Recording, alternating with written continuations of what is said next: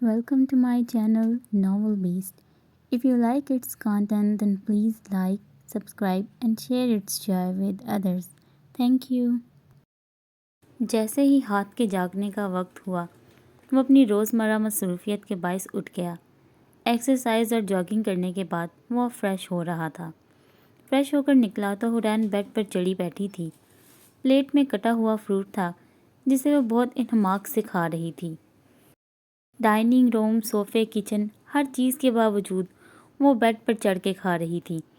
कुछ मामलों में वो बहुत इल मैनर्ड थी। शायद वजह इस पर तवज्जो की कमी थी। हाथ इसकी हरकत पर सर झटकता ड्रेसिंग रूम में कद आवर शीशे के सामने खड़ा था। आज इसे मेजर उमर से मुलाकात करनी थी। वो टी शर्ट उतारता बटन डाउन शर्ट पहनने लगा। हुरैन इसे देखने के लिए बेड से उतरकर काउच पर जा बैठी।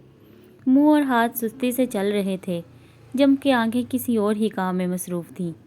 वो इसे आईने में साफ देख सकता था। इसकी हरकतों को नज़रअंदाज करता तैयार हो रहा था। शर्ट पहनकर चाकू अपने लेफ्ट शूज़ में फंसाया। गन हॉस्टल पहनकर गन इसमें रखी और इस पर जैकेट ओढ़ ली। इसके बाद वॉलेट, मोबाइल, चाबियाँ, घड़ी और ग्लासेस भी इनकी जगह पर रख ली। हुरैन इस सारे अमल को काफ़ी गौर से देख रही थी। जब वो ड्रेसिंग रूम से बाहर आया तो हुरैन अपना तजस्सुस मज़ीद ना रोक पाई। क्या तुम्हें कभी चोट लगी? इशारा इसकी छुपी हुई गन की तरफ था। क्या तुम्हें मेरी फ़िक्र हो रही है? वो इसके करीब आता कहने लगा। वो वैसे ही। इसके जवाब पर वो इस्तेहज़ाइया मुस्कुराया था। हाथ मिर्ज़ा को निशाना बनाने वाला कभी गन चलाने में कामयाब नहीं हुआ। वो इसके होंठों को छूकर कहने लगा, ऐसा ऐसा क्यों है कि मैं तुम्हारे ख़यालात कभी नहीं जान पाती। It is not fair. वो धीमे अंदाज से कहने लगी। हाथ अब इस पर झुका हुआ था और इसके ऐन सामने। हाथ ने इसका हाथ थाम लिया जो कि स्ट्रॉबेरी को पकड़े था। वो इसलिए डार्लिंग, क्योंकि जिस दिन तुम मेरे ख़यालात जान गई, तुम्हें शर्म से मरने में एक लम्हा नहीं लगेगा।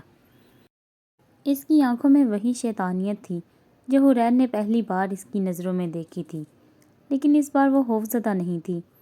वो जानती थी कि वो दरिंदा भी हाथ का हिस्सा है और इसके बगैर वो मुकम्मल नहीं। हाथ इसका हाथ अपनी तरफ बढ़ाने लगा और स्ट्रॉबेरी समेत इसकी उंगली को दांत के नीचे ले लिया। हाथ ने इसे इतने ज़ोर से काटा कि वो सिसक उठी। कुछ देर बाद जब इसने हुरैन का हाथ छोड़ा तो इसकी उंगली से खून बह रहा था।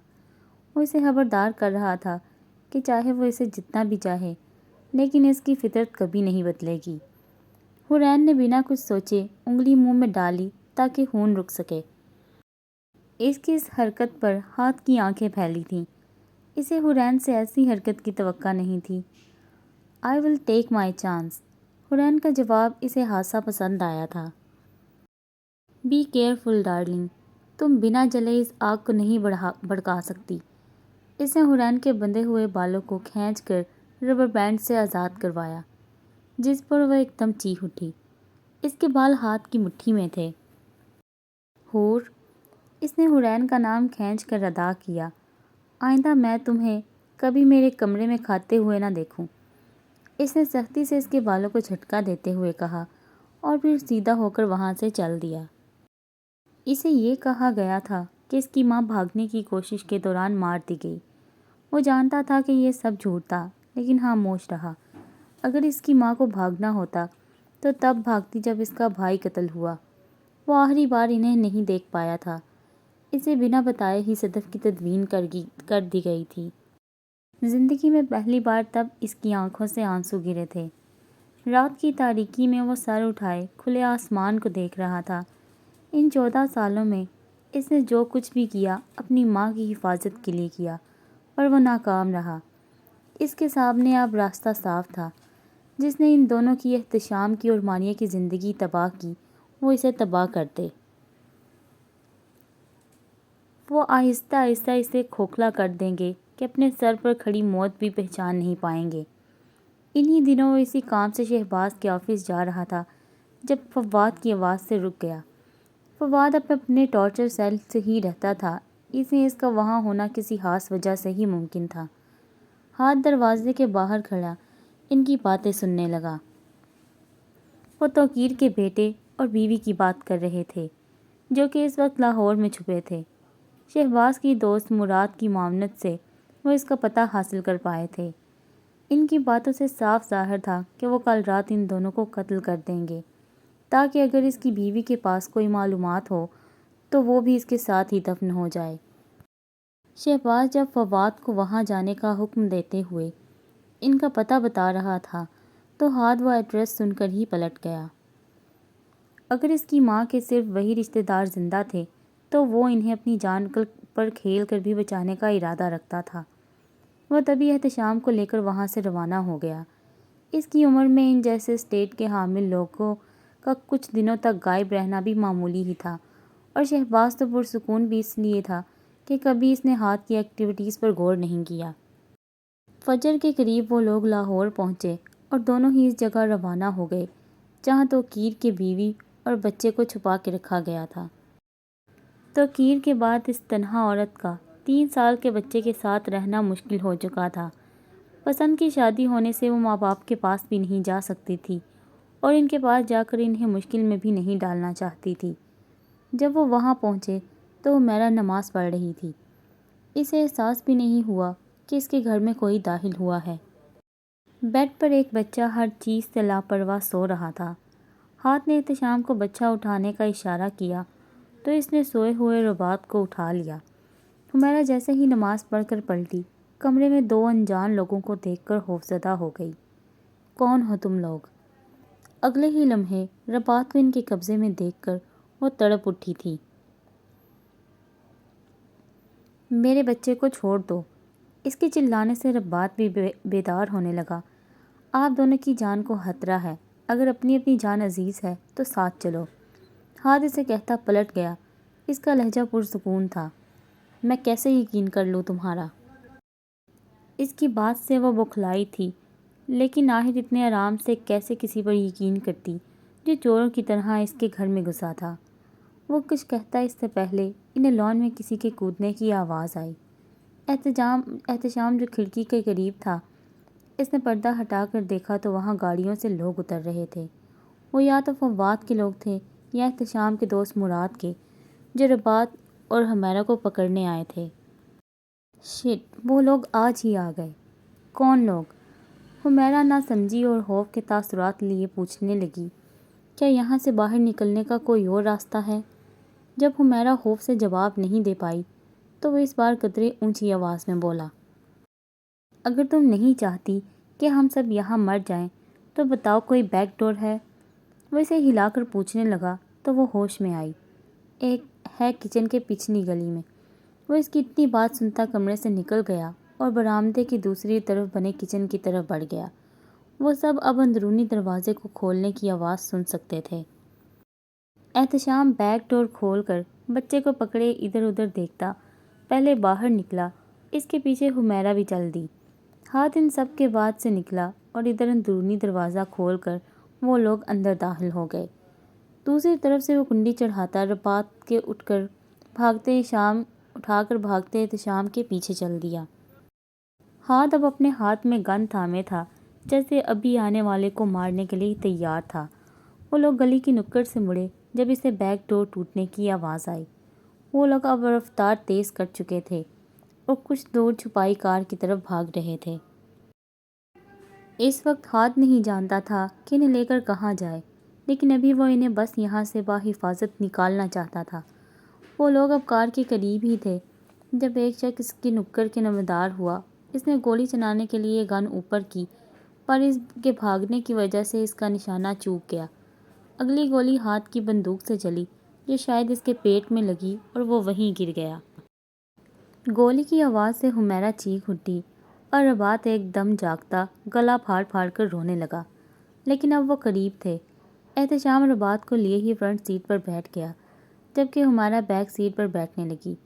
اتنے میں ہاتھ بھی وہاں پہنچ گیا اور ڈرائیونگ سیٹ پر بیٹھ کے گاڑی سٹارٹ کرنے لگا۔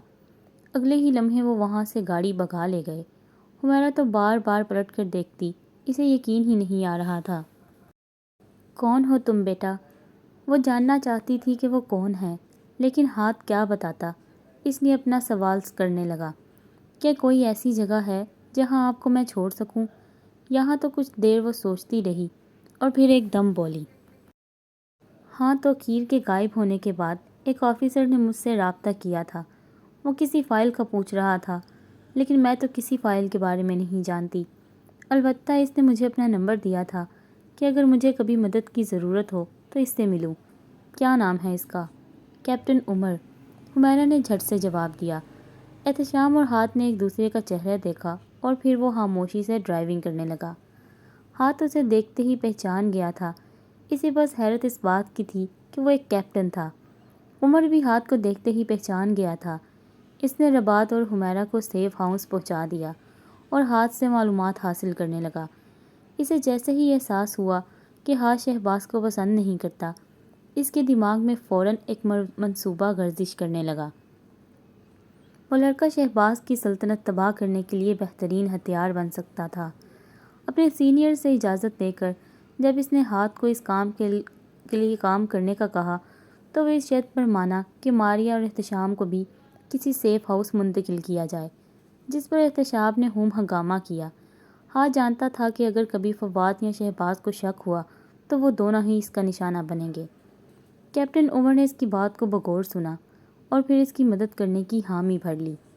احتشام کو بھی اسی سیف ہاؤس منتقل کر دیا گیا جہاں رباط اور حمیرہ رہ رہے تھے۔ جب حمیرہ کو معلوم ہوا کہ وہ ایک یتیم ہے تو اس نے احتشام کو اپنا منہ بونا بیٹا بنا لیا۔ اب ہاتھ کو صرف ماریہ کو ان کے حوالے کرنا تھا۔ عمر کی پوسٹنگ چونکہ کراچی میں ہی تھی، اس لیے وہ دونوں اکثر ملنے لگے۔ Captain Umar hand to hand combat میں ماہر تھا، وہ اس سے بھی ٹریننگ لینے لگا۔ اسے دکھ تھا کہ ہاتھ باقاعدہ ایک ایجنٹ نہیں بن سکتا، حالانکہ اس میں ایک ایجنٹ بننے کی ہر خوبی تھی۔ وجہ یہی تھی کہ وہ ایک مجرم کا بیٹا تھا، اس پر ابھی مکمل یقین نہیں کیا جا سکتا۔ ادھر ہاتھ ایک اسپیشل ایجنٹ اور مجرم دونوں سے ٹریننگ لے کر بہترین سپاہی بن رہا تھا۔ اسے فوج کے ساتھ مجرموں کے داؤ پیچ بھی پتہ تھے، جبکہ شہباز ان دنوں فواد سے اس بات پر قہر آلود تھا کہ وہ ایک عورت اور بچے کو نہ پکڑ پایا۔ ہاتھ جو کہ اب 15 سال کا ہو چکا تھا، شہباز سے لے کر زمین دوز قید خانے میں آیا۔ اسے ایسی جگہ کا یقین تو تھا لیکن راستوں سے انجان تھا۔ شہباز اسے تمام راستے دکھاتا وہاں سے لے گیا جہاں اس وقت 4 عورتیں بندھی تھیں۔ اس لمحے اس کی آنکھوں کے سامنے وہ عورت گھومی جسے جلا دیا گیا تھا۔ اگلے لمحے احتشام کی ماں کے ساتھ ہوا ہر کرب، ہر لمحہ اس کی نگاہوں سے گزرا تھا۔ اس نے اپنے خیالات پر ایک بند سا باندھا۔ شہباز جو کہ اس کا چہرہ بغور دیکھ رہا تھا، کچھ بھی نہ جان پایا۔ بظاہر وہ بالکل نارمل تھا۔ تم 15 کے ہو چکے ہو مائی سن، جلد یا بدیر تم اپنے غلام منتخب کر سکتے ہو۔ وہ اس کی بات پر صرف سر ہلاتا چلا گیا۔ شہباز اسے آفس لے آیا جہاں ایک شیشے کے پنجرے میں زہریلا سانپ رکھا گیا تھا۔ شہباز نے بڑی احتیاط سے اپنے ہاتھوں میں پکڑا اور ہاتھ کی طرف پلٹا۔ بظاہر وہ ایک خوبصورت سانپ تھا لیکن بے حد زہریلا۔ وہ جانتا تھا کہ سانپ صرف اوپر کی طرف سے ہی شکار کر سکتے ہیں، اس لیے ہاتھ نے پھرتی سے اس کا سر نچلی جانب سے پکڑا اور اسے قابو کر لیا۔ شہباز نے وہ سانپ چھوڑ دیا تو اس نے ہاتھ کے بازو کے گرد کنڈلی مار لی۔ میں چاہتا ہوں تم اس سانپ کی طرح بنو مائی سن، جو کسی کو نہیں معاف کرتا، وہ اسے کہتا وہاں سے چلا گیا، جبکہ ہاتھ استہزائیہ مسکرایا۔ سانپ؟ مجھے تو وہ مارخور بننا ہے جو زہریلے سانپ بھی کھا جاتا ہے۔ یہ کہہ کر اس نے وہ چاقو نکالا جو تب سے اس کے ساتھ تھا جب اس نے توقیر کا قتل کیا تھا، اور ایک جھٹکے سے اس سانپ کا سر کاٹ دیا۔ اسی رات وہ دوبارہ اس قید خانے میں گیا۔ وہ چاروں اسے دیکھتے ہی آپس میں لپٹ کر بیٹھ گئیں اور رونے لگیں۔ جیسے جیسے ہاتھ ان کے قریب بڑھتا وہ زیادہ زور سے چلاتی۔ ان کی حالت اتنی ابتر تھی کہ کوئی بھی عام شخص انہیں دیکھ کر شاید پاگل ہو جاتا۔ ان میں سے ایک کی حالت بہت خراب تھی، وہ باقیوں سے قدرے بڑی عمر کی تھی، اس میں بیٹھنے تک کی ہمت نہیں تھی۔ وہ اس کے سامنے جاتا زانوں کے بل بیٹھ گیا۔ کیا نام ہے تمہارا؟ وہ کتنی ہی دیر اسے دیکھتی رہی۔ ظلم سہ سہ کر وہ اس کی عادی ہو چکی تھی۔ ایسا کچھ نہیں تھا جو اس کے ساتھ نہ کیا گیا ہو۔ اب تو وہ اپنے موت کے انتظار میں تھی۔ امارا، اس نے قدرے آواز میں کہا۔ امارا، میں تمہیں اور تمہاری ساتھیوں کو یہاں سے لے جانے آیا ہوں، اس لیے انہیں خاموش رہنے کا کہو۔ اس کی بات پر وہ سب خاموش ہو گئی تھیں اور آنکھیں پھاڑے اسے دیکھنے لگیں۔ امارا نفی میں سر ہلانے لگی۔ نہیں، وہ تمہیں مار دیں گے۔ ایسی حالت میں رہ کر بھی اسے اس کی فکر ہو رہی تھی۔ ہاتھ اس جذبے سے تو بالکل ناآشنا تھا۔ وہ خاموشی سے اس کے پیروں میں بندھی زنجیر کا تالا کھولنے لگا۔ اس کے بعد اس کی ماسٹر کی سے اس نے باقیوں کو بھی آزاد کروا دیا۔ وہ کیونکہ بہت کمزور تھی، اس لیے ہاتھ احتیاط سے اسے کھڑا کرنے لگا۔ اپنی سخت ٹریننگ کی وجہ سے وہ اس عمر میں ہی کسی جوان مرد کی طرح مضبوط تھا۔ جب وہ کھڑی ہو چکی تو ہاتھ اسے لیے باہر نکلنے لگا، جبکہ باقی تینوں بھی اس کے ہمراہ تھیں۔ وہ انہیں لیتا تیسرے گیٹ کے قریب بنے کیبن میں نکلتے خفیہ راستے کی طرف بڑھا۔ وہ جانتا تھا کہ اس طرف پہرا کم ہوگا، لیکن اپنی کم عمری یا انہیں وہاں سے نکالنے کی عجلت میں وہ ایک بڑی غلطی کر بیٹھا تھا جسے اسے ساری عمر ساتھ لے کر چلنا تھا۔ اسی دوران شہباز وہاں آیا تو اس جگہ کو خالی پا کر گڑبڑا گیا۔ خون کے دھبوں کا پیچھا کرتا وہ ان کے قریب تھا۔ شہباز کے قریب آتے قدموں کی آواز وہاں گونجنے لگی تو اس نے امارا کے ہڈیاں نکلے وجود کو گود میں اٹھایا اور بھاگنے لگا۔ وہ امارا کو لے کر تو بھاگنے لگا، لیکن باقی تینوں لڑکیاں ناتواں اور زخمی تھیں۔ وہ تو چل مشکل سے پا رہی تھی، تو ہاتھ کے ساتھ بھاگنے کا تو سوال ہی نہیں تھا۔ گورکھ دھندے کی مانند بنی اس جگہ سے وہ جلد از جلد نکلنا چاہتا تھا۔ پلٹ کر دیکھا بھی نہیں کہ وہ ان تینوں سے کتنا آگے نکل چکا تھا۔ ایک دم جب گولی چلنے کی آواز آئی تو وہ رک کر گیا اور پلٹ کر دیکھنے لگا۔ اس کے بعد اسے چیخوں اور دو مزید گولیوں کی آواز آئی۔ وہ تینوں لڑکیاں شہباز کے ہاتھوں قتل ہو گئی تھیں۔ اپنی عجلت میں اس کی وجہ سے 3 بے قصور لڑکیاں ماری گئی تھیں۔ اس نے سرخ ہوتی آنکھوں سے امارا کو دیکھا، جو کہ شاید اس دوران بے ہوش ہو چکی تھی۔ پھر اسے مزید مضبوطی سے اپنی باہوں میں پکڑا، وہ دوبارہ بھاگنے لگا۔ ان لڑکیوں میں سے ایک کے جسم سے بہتے خون کی وجہ سے وہ ان تک پہنچ پایا تھا۔ امارا کا پیچھا کرنے کے لیے کوئی نشان نہیں تھا، لیکن وہ بھی ہار ماننے والوں میں سے نہیں تھا۔ اندازے سے آگے بڑھنے لگا۔ کیبن کے فرش سے نکلتے راستے سے پہلے وہ خود باہر نکلا اور کھڑکیوں سے باہر اندھیرے میں دیکھنے لگا۔ اس کے بعد وہ واپس اس سرنگ میں اترا اور پھر امارا کو باہر نکال کر خود بھی نکل آیا اور راستہ دوبارہ باہر کر دیا۔ اس کا دل بے ترتیبی سے دھڑک رہا تھا۔ کیبن کی دیوار سے ٹکر لگائے وہ گہری سانسیں لینے لگا۔ اس کی ذہن میں ان تینوں کے چہرے گھوم رہے تھے، لیکن اب رکنے کا وقت نہیں تھا۔ جیسے ہی اس کی سانس کچھ بحال ہوئی، وہ امارا کو دوبارہ اٹھا کر کیبن سے باہر نکلا۔ اس کے اندازے کے مطابق وہاں کوئی بھی نہیں تھا۔ اس سب میں صرف احتشام اس کے ساتھ دیا ماریا کے پہلے ہی وہ باہر چھوڑ آیا تھا، لیکن پھر ان چاروں کو بھی وہاں سے نکالنے کا فیصلہ کیا۔ اب مسئلہ صرف یہ تھا کہ وہ اس عورت کو اسٹیج سے باہر کیسے لے جائے۔ تبھی اس کے دماغ میں ترکیب آئی۔ اس نے کیبن میں بجا کارپیٹ اٹھایا اور اس میں امارا کو ایسے لپیٹنے لگا کہ کسی کو وہ آرام سے دکھے نہیں اور وہ بآسانی سانس بھی لے پائے۔ کارپیٹ میں لپٹی امارا کو کندھے پر لادا اور پھر تیزی سے اس گیٹ کے قریب لگی گاڑیوں کی طرف بڑھا۔ ان کے دروازے چونکہ کھلے تھے، اس لیے اس نے امارا کو پچھلی سیٹ کے نیچے رکھ دیا۔ ابھی وہ دروازہ بند کر کے پلٹا ہی کہ گیٹ کی طرف سے ایک گارڈ کو اپنی طرف بڑھتے پایا۔ ہاتھ صاحب، آپ یہاں؟ اس کا چونکہ اس طرف سے گزر بہت کم تھا، اس لیے وہ چونکا تھا۔ ہاں، مجھے یہ کار چاہیے، اس کی چابی دو۔ وہ کار کی چابی نکالنے لگا۔ کیا کوئی مسئلہ ہے تو مجھے بتائیے۔ وہ سرسری سی نگاہ گاڑی میں ڈال کر پوچھنے لگا، لیکن اندھیرے کی وجہ سے اس کارپیٹ کو نہ دیکھ پایا۔ اگر مجھے ہی بتانا ہوگا تو بتا دوں گا، اب نکلو یہاں سے۔ وہ اسے تیور دکھاتا گاڑی میں بیٹھ گیا اور پھر سٹارٹ کرنے لگا۔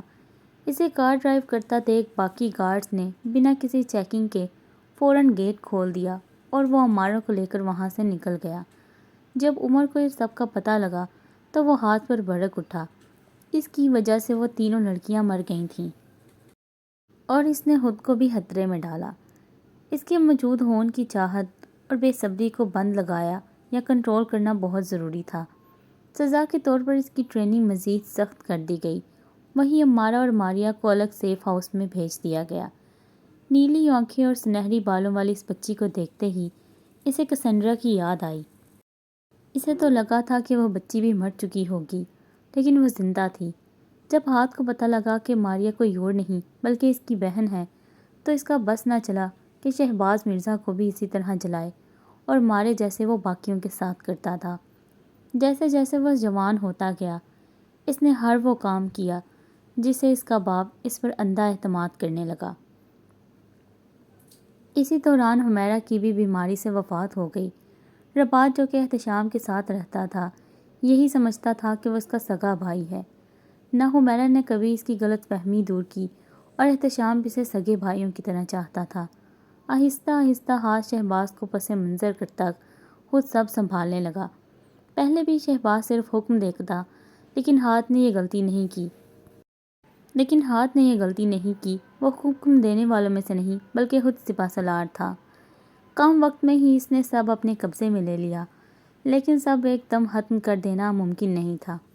اس عرصے میں وہ سب بہت طاقتور ہو چکے تھے، اس لیے ہاتھ کو آہستہ آہستہ ان کی جڑیں کاٹنا تھیں۔ اس نے کبھی خود کو کمزور ہونے نہیں دیا۔ خون کی چاہت اس کی ایک کمزوری تھی جسے وہ قابو کرتا گیا۔ اسے قتل و غارت سے ابھی بھی ویسا ہی سکون آتا، لیکن اب وہ خود کو اس احساس کا محتاج نہیں ہونے دیتا۔ وقت گزرتا تھا، اس کی زندگی یہی تھی۔ وہ ان مجرموں کو آسانی سے کیف کردار تک پہنچا رہا تھا، جس کی سب سے بڑی وجہ یہ تھی کہ اس کا ذہن ایک مجرم کا تھا، ایک وحشی درندے کا۔ اس نے بچپن سے یہی سیکھا تھا کہ کسی کو معاف نہیں کرنا، اور وہ ایسا ہی تھا۔ اس ناول کو ریڈ کرنے کا آپ کا بہت شکریہ، اور اگر آپ کو اس کے باقی پارٹس ڈھونڈنے میں مشکل پیش آتی ہے تو آپ چینل کی پلے لسٹ وزٹ کریں، وہاں اس کے تمام پارٹس آپ کو مل جائیں گے۔ شکریہ۔